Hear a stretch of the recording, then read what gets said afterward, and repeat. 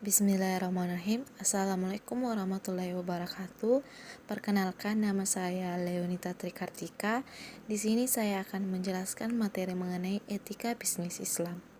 Etika bisnis adalah seperangkat nilai tentang baik, buruk, benar, dan salah dalam dunia bisnis berdasarkan pada prinsip-prinsip moralitas. Sedangkan bisnis Islam merupakan suatu kebiasaan atau budaya moral yang berkaitan dengan kegiatan bisnis suatu perusahaan. Bisnis Islam juga merupakan seperangkat nilai tentang baik, buruk, benar, salah, dan halal haram dalam dunia bisnis berdasarkan pada prinsip-prinsip moralitas yang sesuai dengan syariah Islam. Adapun aktivitas dan etika bisnis Islam. Etika bisnis merupakan aturan yang sangat mengatur tentang aktivitas bisnis. Pertama, bertakwa. Bertakwa adalah senantiasa bermuamalah dengan muamalah yang islami atau berbisnis secara alami. Adapun aktivitas dan etika bisnis Islam yaitu sebagai berikut, yaitu bisnis harus jujur atau siddiq, yang kedua amanah, dan yang terakhir yaitu adil. Selanjutnya, ada pun beberapa kecurangan dalam pasar perspektif Islam yaitu sebagai berikut. Yang pertama, adanya rekayasa penawaran dan juga rekayasa permintaan. Yang kedua, adanya suatu penipuan. Dan yang terakhir yaitu adanya kerancauan atau yang biasanya disebut dengan garar. Adapun aktivitas dan etika bisnis yang terakhir yaitu mengenai konsep Al-Quran bisnis yang beretika. Maksudnya yang di sini yaitu dalam bisnis telah menciptakan suatu paradigma bisnis dalam sistem etika bisnis Islam. Adapun paradigma bisnis Islam yang dibangun dan dilandasi oleh faktor-faktor sebagai berikut. Yang pertama, adanya suatu kesatuan. Yang kedua, adanya keseimbangan. Yang ketiga, adanya kehendak bebas. Yang keempat, adanya pertanggungjawaban. Yang kelima, adanya kebenaran. Yang keenam, adanya toleransi dan keramahan tamahan, dan yang terakhir yaitu keterbukaan dan kebebasan. Perbandingan etika bisnis dalam perspektif sistem Islam dan sistem ekonomi kapasitas yaitu sebagai berikut. Yang pertama, konsep etika bisnis dalam ekonomi Islam pada hakikatnya itu untuk mencari keridhaan Allah Subhanahu wa taala dalam berbisnis, tidak hanya dalam jangka pendek tetapi juga jangka panjang. Yang kedua, konsep etika bisnis dalam ekonomi kapasitas bahwa produksi, distribusi, dan konsumsi diserahkan sepenuhnya kepada pasar serta memberikan kebebasan yang besar bagi pelaku-pelaku ekonomi untuk melakukan kegiatan yang terbaik bagi kepentingan individual atau sumber daya ekonomi. Dan yang terakhir, persamaan konsep ini adalah bahwasannya baik dalam ekonomi Islam maupun ekonomi kapasitas memberikan kebebasan bagi pelaku bisnis serta memiliki tujuan yang sama, yakni meraih ke suatu keuntungan. Baik dan buruk aktivitas bisnis manusia yaitu sebagai berikut. Yang pertama, jujur. Jujur adalah salah satu nilai paling dasar yang harus dimiliki dalam berbisnis karena manfaat perilaku jujur sangat besar sekali manfaatnya, termasuk untuk berbisnis. Yang kedua, bersikap dewasa. Yang ketiga yaitu bertingkah laku baik. Yang keempat, menggunakan pakaian rapi. Yang kelima, menyebutkan nama. Yang keenam, menggunakan bahasa yang baik. Yang ketujuh, bersikap sopan. Yang ke-8, berdiri saat berkenalan. Dan yang terakhir itu selalu mengucapkan terima kasih. Adapun perilaku baik dalam berbisnis yaitu yang pertama, menghindari diri untuk mengambil keuntungan secara berlebihan. Yang kedua, rela merugi ketika melakukan transaksi dengan orang miskin. Yang ketiga, kemurahan hati dalam menagih hutang. Yang keempat, kemurahan hati dalam membayar hutang. Yang kelima, mengabulkan permintaan pembeli jika untuk membatalkan jual beli jika pihak pembeli menghendakinya atau sebaliknya. Yang terakhir, menjual makanan kepada orang miskin dengan cara angsuran dengan maksud tidak meminta bayaran bila mana mereka belum mempunyai uang dan membebaskan mereka dari pembayaran jika meninggal dunia. Berbagai tantangan bagi para manajer bisnis dapat bersifat politik, ekonomi, sosial budaya, hukum, dan teknologi. Adapun di bidang politik, para manajer sering dihadapkan kepada berbagai kekuatan yang saling tarik-menarik dan bujuk-membujuk.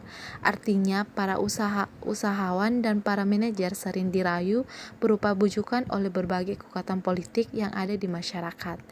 Yang kedua, pada bidang ekonomi, di sini perusahaan pembentuk produk, memasarkan dan menjual produk tentu sangat mengharapkan produk buatannya diminati konsumen dan calon konsumen.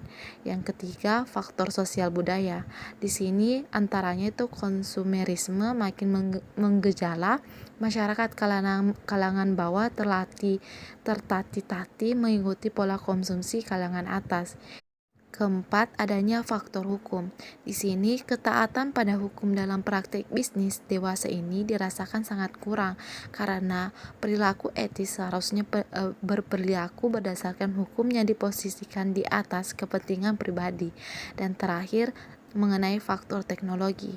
Kemajuan teknologi dan pemakaiannya dalam bidang bisnis menjadi pedang bermata dua. Adapun sumber dan metode penilaian baik buruk dalam perbandingan perspektif Islam. Yang pertama, memiliki kepribadian spiritual. Yang kedua, berperilaku baik dan simpatik.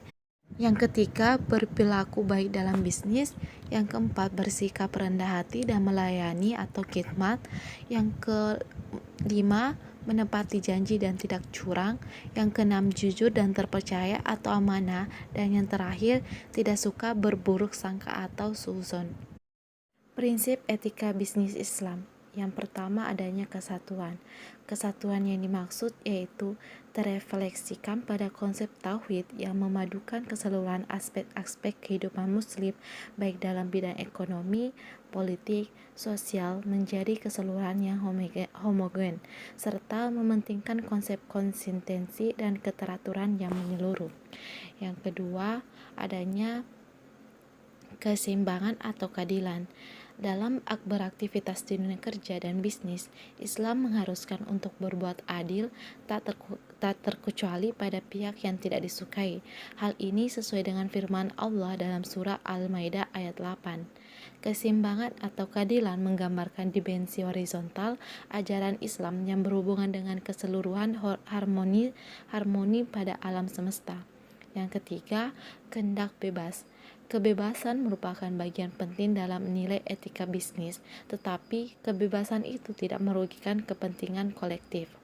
Kepentingan individu dibuka lebar. Tidak adanya batasan pendapat bagi seseorang mendorong manusia untuk aktif berkarya dan bekerja dengan segala potensi yang dimilikinya. Yang keempat, pertanggungjawaban. Kebebasan tanpa batas adalah suatu hal yang mustahil, lantaran tidak semua itu menuntut tanggung jawab. Menurut Al-Ghazali, konsep adil meliputi hal bukan hanya equilibrium, tetapi juga keadilan dan pemerataan. Untuk memenuhi tuntutan keadilan dan kesatuan, manusia perlu mempertanggungjawabkan tindakannya. Allah menekankan konsep tanggung jawab moral tindakan manusia. Yang kelima, kebebasan atau kebijakan dan kejujuran. Kebenaran dalam konteks ini selain mengandung makna kebenaran lawan dari kesalahan, mengandung pula dua unsur yaitu kebijakan dan kejujuran. Dalam konteks bisnis, kebenaran yang dimaksudkan yaitu sebagai niat, sikap dan perilaku yang benar meliputi proses akad atau transaksi, proses mencari atau memperoleh komunitas pengembangan maupun dalam proses upaya meraih atau menetapkan keuntungan.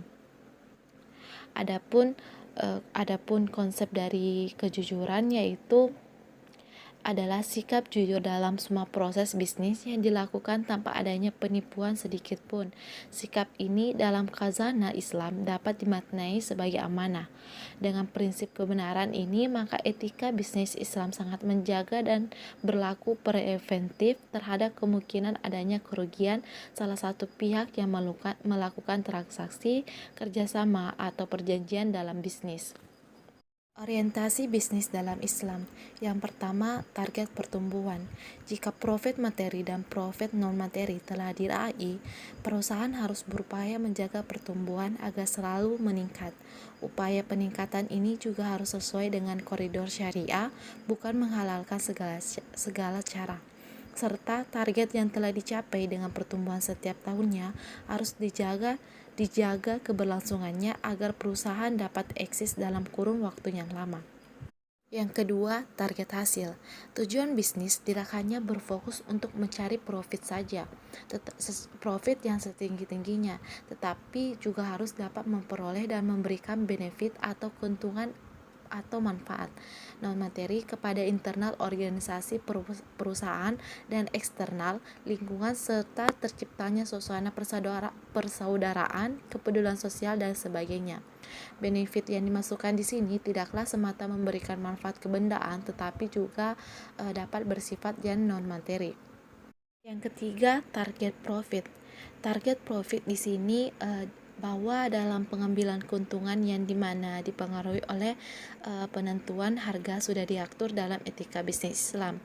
Prinsip saling menguntungkan yaitu menuntut agar bisnis dijalankan sedemikian rupa sehingga menguntungkan semua pihak. Prinsip ini terutama mengakomodasi hakikat dan tujuan bisnis. Maka dalam bisnis yang kompetitif, prinsip ini menuntut agar persaingan bisnis haruslah melahirkan suatu win-win solution. Dan yang terakhir yaitu target keberkahan. Di sini bisnis Islami dikendali oleh aturan syariah seperti berupa halal dan haram, baik dari cara memperolehnya maupun pemanfaatannya. Sementara bisnis non-Islami dilandaskan pada sekularisme yang bersendikan pada nilai-nilai material, tidak memperhatikan aturan halal dan haram dalam perencanaannya, pelaksanaan, dan segala usaha yang dilakukan dalam meraih tujuan-tujuan bisnis. Dengan adanya aturan atau ketentuan halal dan haram dalam bisnis Islami, maka ia lebih menekankan adanya optimalitas daripada maksimalitas, sebab optimalitas merupakan tindakan yang masih dikendali oleh aturan tertentu yang menjadi kendali untuk mewujudkan tujuan yang sebanyak-banyaknya. Sebagai contohnya itu, hasil penjualan daging yang haram tentu akan memberikan jumlah yang banyak. Namun karena adanya unsur haram, maka daging tersebut tidak diperbolehkan dalam aktivitas bisnis yang Islami. Materi terakhir mengenai etika Islam mengenai produksi, distribusi, dan konsumsi. Produksi sendiri merupakan suatu proses yang mentransformasikan input menjadi output. Segala jenis input yang masuk dalam proses produksi untuk menghasilkan output disebut faktor produksi. Ilmu ekonomi menggolongkan faktor produksi ke dalam kapital, atau termasuk di dalamnya tanah, gedung, mesin, dan investor atau persediaan. Material itu termasuk bahan baku dan pendukung seperti yang dibeli perusahaan untuk menghasilkan output, termasuk listrik, air, dan bahan baku produksi, serta manusia atau labor. Input dapat dipisahkan dalam kelompok yang lebih kecil lagi.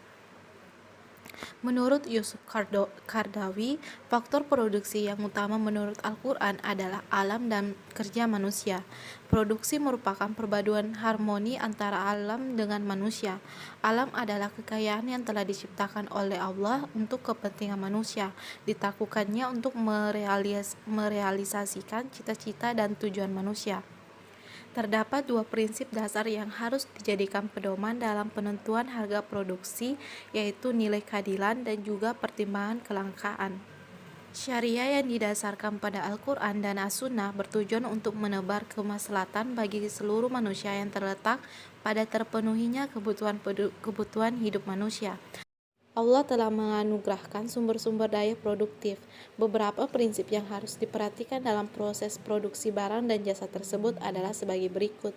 Yang pertama, dilarang memproduksi dan memperdagangkan komoditas yang tercela karena bertentangan dengan syariah atau haram. Yang kedua, dilarang melakukan kegiatan produksi yang mengarah kepada kezaliman seperti riba, di mana kezaliman menjadi ilat hukum bagi haramnya riba, dan riba secara bertahap dapat menghilangkan keadilan ekonomi ekonomi yang merupakan ciri khas ekonomi Islam dan berdampak negatif bagi perekonomian umat. Yang ketiga, segala bentuk penimbunan atau ihtikar terhadap barang-barang kebutuhan bagi masyarakat adalah dilarang sebagai perlindungan syariah terhadap konsumen dari masyarakat. Yang terakhir, memelihara lingkungan.